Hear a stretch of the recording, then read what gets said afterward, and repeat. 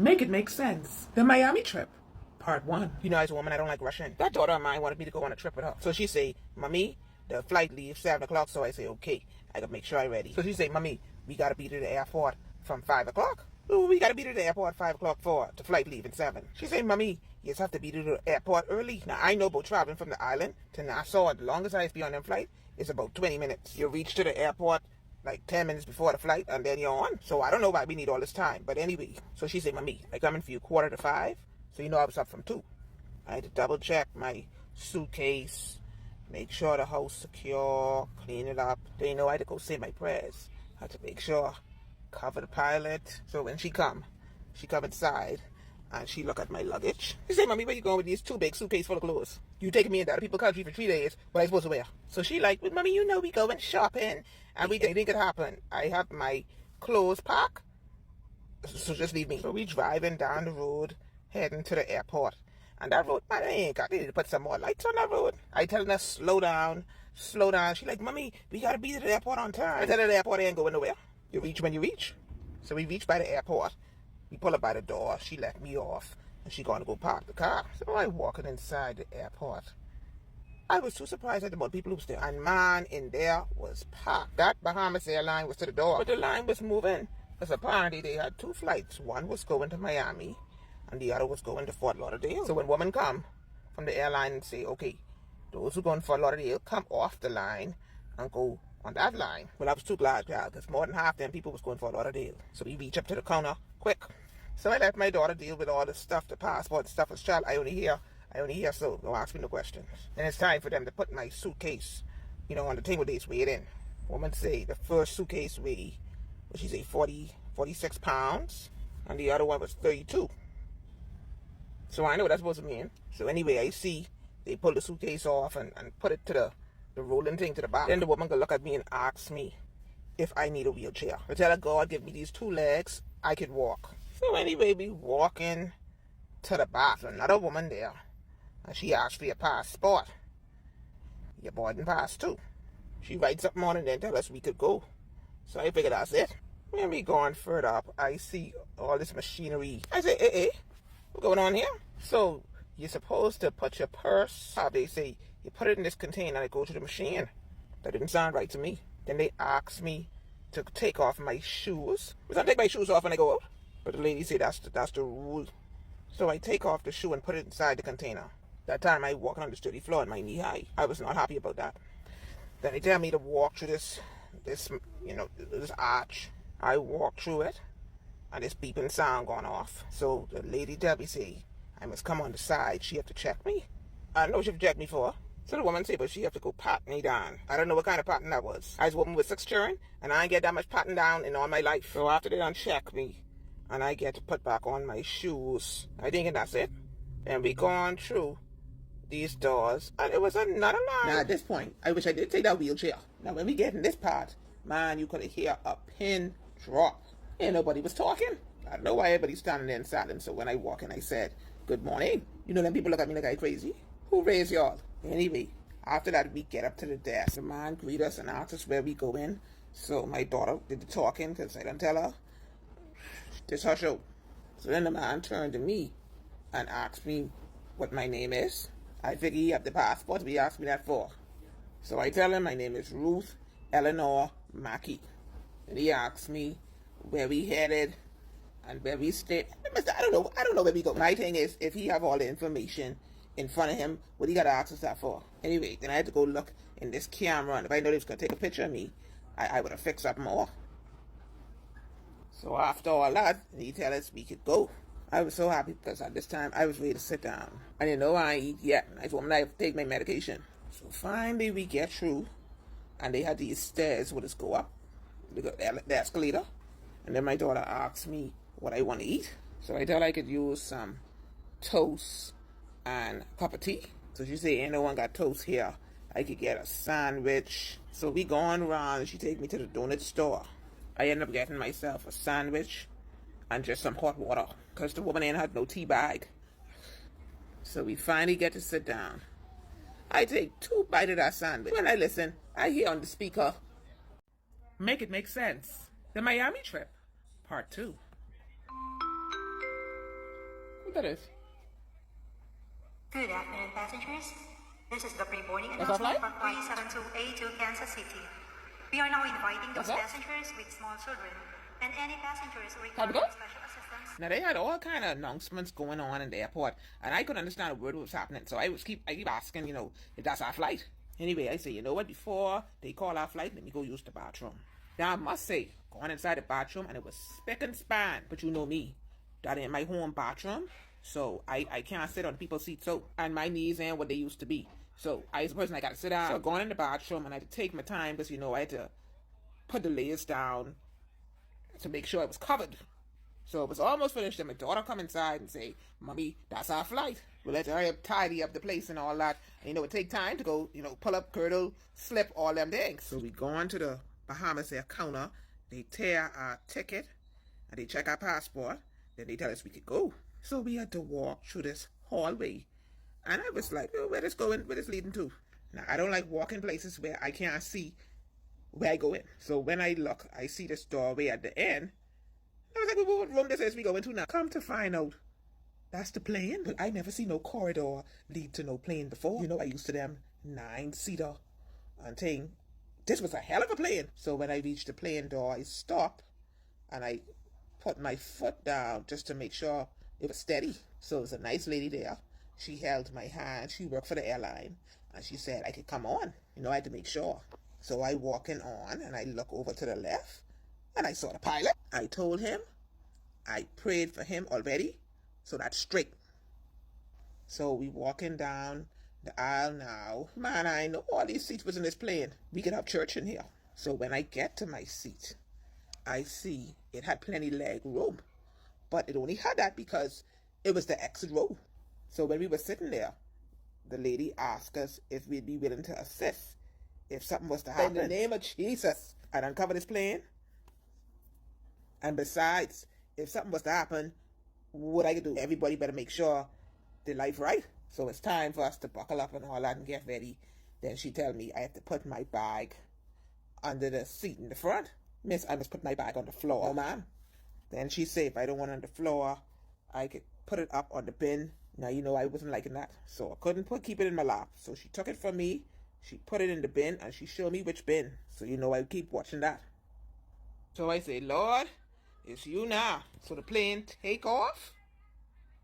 And to tell you the truth, the last thing I remember seeing was them beautiful waters. I say, oh, wow. Tell ain't nobody got better waters than us. I put my head back and I just close my eyes. When I listen, I hear them saying, make sure you buckle up because they're preparing for landing. My daughter claimed I fell asleep, but I don't remember that. Well, bye, Jingles. I can't believe I sleep on that plane. So they was getting set to land. I was holding on tight. And if it wasn't for seeing the road out the window, I didn't even know we didn't hit the ground. Because them Bahamian pilots could fly. So when the plane stopped, it ain't stopped 1 good 5 seconds. When I look, everybody's standing up. Well, goodness, where y'all going? You gotta give the people a chance to open the door. I know what they was rushing for. Miami ain't going nowhere. So after I done shake the pilot hand and tell him he do a good job, and I walked back out. We had another tunnel to go through. I finally set foot for the first time in Miami airport. So now my daughter say we gotta go and catch a train to go get the bags and all that. Because her, all in her mind is sharp. So we walk it down towards baggage claim. Make it make sense. The Miami trip. Part 3. Now we reached Miami airport and we had to go get the bags. But before that, I had to go use the bathroom. Well, I never see nothing like this. There was a whole line. I was number 12 to go use the bathroom. But as quick as people was going in, people was coming out. This was a big bathroom. So after we done get our luggage, it was time to go get the car. So we went on this little train. And it was just moving so fast. I was looking out the window and I was holding on for dear life. I was just getting comfortable. Then I see the train stop. We reached the car center. And they had all kind of different companies. I remember seeing Avis, Budget. But we went with Dollar. And I thought, Dollar? We could rent a car for $1. So when we come from the Dollar counter, they tell us where we could go to go get the car. I didn't know getting the car was so easy. So then we walk out into this garage. And it was nothing but cars. I didn't know Miami had all these cars. And the gentleman tell us we could pick anyone in this row. So my daughter picked one silver one. So I tell her, make sure I get the key from the man. But the key was already in the car. You know, all them cars there, the key inside, and it wasn't even locked. Child, these people in Miami don't seem like they're very responsible. So we gone in the car, and you know, I sit in the front seat, because I gotta see. Well, when we get out the car park, well, what is this? Nothing but road. Why Miami need all these roads? Everybody moving, going this way. We had like about 8 lanes, and these people going from this lane to the next, and everyone moving at lightning speed. Child, my nerves was on me. I asked my daughter if she's sure she know where she going, but she was listening to that, you know, the little woman in the car. I tell her I don't know about this. So while we driving, I tell her, listen, let's come off this road. I need to get something to eat because I had nothing but sense to eat for the morning. So she take me to the pancake house. I asked the woman if they had any stew fish or boiled fish. She said they don't have none of that. So I asked if she have any tuna or sausage or, you know, some mackerel. She ain't had none of that either. So I had to eat, you know, that Miami food, pancake with egg and bacon. So, but I was glad I got my tea because they had tea bag at least. So after that, you know, my daughter, she was ready to hit them shops. We gone in one store. I thought Super Value was big. Well, this one took the cake. I was in that food aisle. Oh goodness. They had all kind of breads, all kind of cheese and butter. Well, I picked up a couple of stuff and put it in my trolley, but felt like we was in there for hours. I even forgot my knees was hurting me. So it's time to check out. And I was trying to figure out where the cashier. They got these machine where you're supposed to do the thing and it ring up how much it costs. Boy, so it took me a little while because, you know, I had to make sure that was ringing up correct.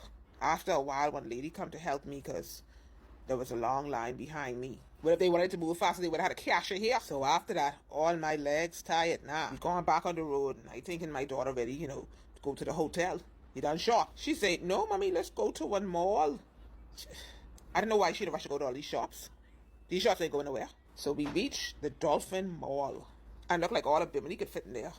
Because all I saw was shops, and more shops. And the people, everybody up and down, carrying bags, going to this store, going to the next store. My daughter had me in all them shops. We gone in one Ross, and I pick up 2 church dress. The woman asked me if I want to try it on. I tell her, I know my size. I wasn't taking my clothes off in these people's store. So after that, we went in the food court to get some food. I get to my seat good yet.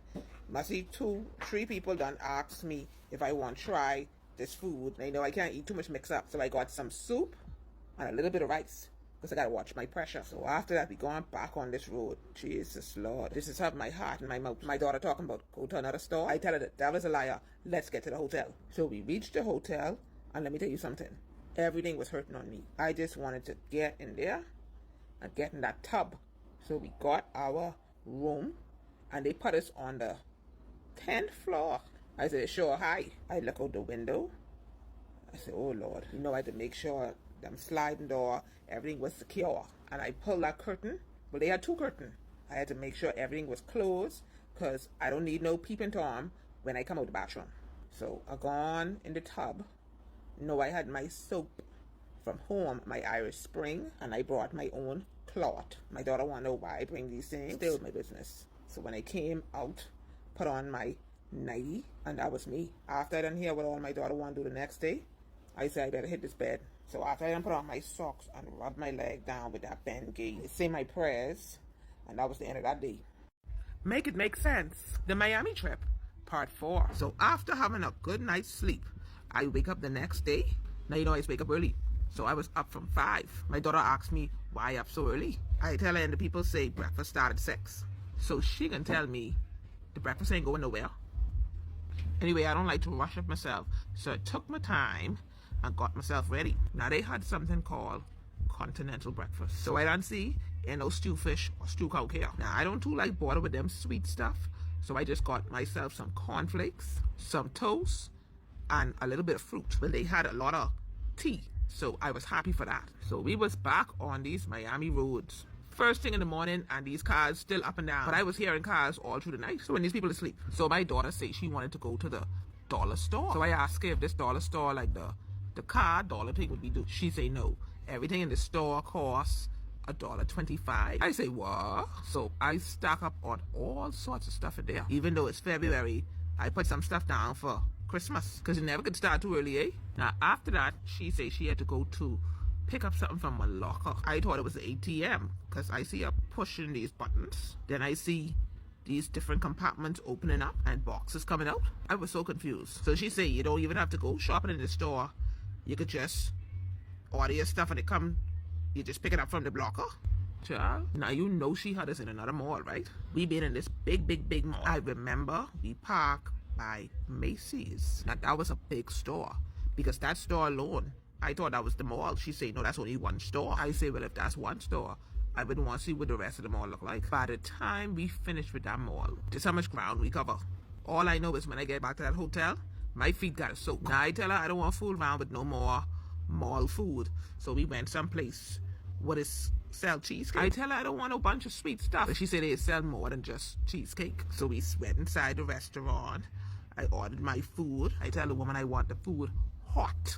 You know, after not eating solid throughout the day, you need something to let that gas out. Of course, I asked for a cup of tea too. Now, this was our last night here in Miami, because we was going back home the next day. When we get back to the hotel, my daughter say we can have to pack up the suitcase. Well, I had no space to pack nothing, because my 2 suitcases come full. So we ended up buying an extra suitcase. So we turned in early this day, because tomorrow was a big day. You know, we was going back home. So after my daughter asked me for all the receipts. I tell her what receipts. So she say, you need the receipts so you can turn it into customs when you're coming back home. I tell her, I don't know what them receipts. You gotta look somewhere in the bag. So she say, you gotta put it in before you get back home. I tell her, we gotta put all them things you buy on the form.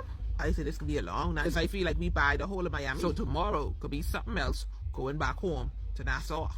Make it make sense. The Miami trip, part 5. Listen to me. This room was all tumble up because we was trying to fit all of Miami in them suitcases. My daughter keep packing and be packing because she say the suitcase can't be over a certain weight. And what make me vex is I couldn't find my glasses, and I need my glasses to see. So we leave the hotel back on these Miami roads, trying to hurry up wholesale back to the airport. When we almost reached the airport, my daughter missed the turn, and we end up having to go all the way round. Oh Lord, when we finally reach inside Miami airport, we see one hell of a line. Now, you know I don't like being late for stuff, and when we was on this line, we was all the way to the back. By the time we reached the Bahamas Air counter, and we put those suitcases on the thing for them to weigh it in, every last one of them suitcases was overweight. So my daughter ended up having to pay some extra money. So I look in my purse to try help her out. I was looking to see if I could give them a little 20, but I couldn't see because I had my glasses, and all them money didn't look alike. Come to find out, they didn't even take money. You have to give them your card. Then it was time for us to go through security, something what they call TSA. I had to take off my shoes again, but I was ready this time. I put on socks. Now, when we was coming, we had to go through a little arch for them to tell you to walk through. But this time, they had a different machine you had to go through. I asked the woman, what I got to go in this machine for? What does this do? So she said, this is look at your body to see if you ain't carrying something. So I asked her what you need the machine for. You can't just look and see I ain't got nothing. So I gone through the machine, and I thought that was it. You know, I had to get pat down again. And this pattern was different. This woman was quite thorough. I mean, at least buy me a drink first. So after that, we had to haul tail to our gate because they say our flight was already there. My daughter there running and telling me, hurry up. I took advantage of those walkway with his move, and we finally reached the Bahamas Air counter, and they was about to close because they say we the last ones to come on the plane. I did not like that. When we get on the plane, that Bahamas Air flight was packed, and I wasn't too happy because my seat was in the last row. I didn't even have no window seat, and you know I like to see where I go in. I was not happy with this. Plus, I had to put my bag on the floor because all them bin was full. So we wasn't the only ones who was shopping in Miami. So all I could do was put my head back. I closed my eye because all my calf was burning where I was trying to hurry up get to this plane. So the plane take off, and listen to me, I was so happy because I couldn't wait to get back home. You know, I ain't nothing but sense this whole trip. We rushed so much today I couldn't even get no tea. Well, you know I fall asleep on that plane, right? I didn't know we did reach. All I know is the person sitting through my row touched my shoulder, and I see everybody standing up. I tell you, Bahamas here got the best pilots, because I even feel when we touch the ground. All I could have said was praise the Lord for bringing me back home to Nassau, Bahamas. So after walking out the tunnel and then getting to inside the airport, you know, we see the police officer who say go. So when we gone up the little escalator, we see all kind of lines. One line was for the tourists, and the other line was for the people who live here. Child, I was never so glad to see my people. So my passport got stamped, and I was home. So we had to go down the stairs and wait for our luggage to go around the belt. My daughter got one of the gentlemen to help us get the suitcases to our car because we couldn't carry them. So the gentleman done get all our suitcase, and then it was time to go on the line for customs. This could be long, because they have to open up all them people's suitcase. Well, I done tell my daughter, this her show, so don't ask me no questions, because I don't know. So we gone there, and we had a woman customs officer, and my dear, she was quite thorough. So the gentleman put our suitcases up on top of the counter, and she went through every last one of them suitcases. Now my daughter say she do some kind of thing on the phone where she done handle everything, but the woman was asking her questions, you know, where the receipt for this and what for that. I just stand there looking. Then she opened up my suitcase and was asking me where the receipt for some of the things in there. I told her I brought these on the trip, so ain't no receipt. So she was surprised and asked me if a lot of these things I brought with me. I said, yes, ma'am. Okay, so afterwards she looked one more time in the suitcases. She was looking for gold, because I know what she was looking for. Then she told us to have a good day and we could go. So I said, thank you and good afternoon. So we walk out the airport, and you know, I had to take a deep breath and breathe in my good Bahamas air. So my daughter gone to get the car, and I was standing there waiting. Then this taxi man come and asked me, Mom, if I need a ride. I said, no, I waiting on my daughter. So when she finally pull up, they put the stuff inside the car, and I tipped the boy, because he really had plenty load to lift. I was never so glad to be back home, because I thought Nassau was busy, but Miami take the cake. So we on the road, and my daughter about to drop me home, and I so glad to see just 2 lane instead of them 10 lane. That was my first trip to Miami, and I must say I had a good time. Next time I gotta carry my own food, because I can't be bothered with that Miami food. So I asked my daughter when she planned on going away again. So she say she looking at doing a trip during the Easter break to Orlando. I tell her I never been to Orlando before, so I will make sure I am ready for that trip. Thank you for watching, and make sure to follow me for more stories.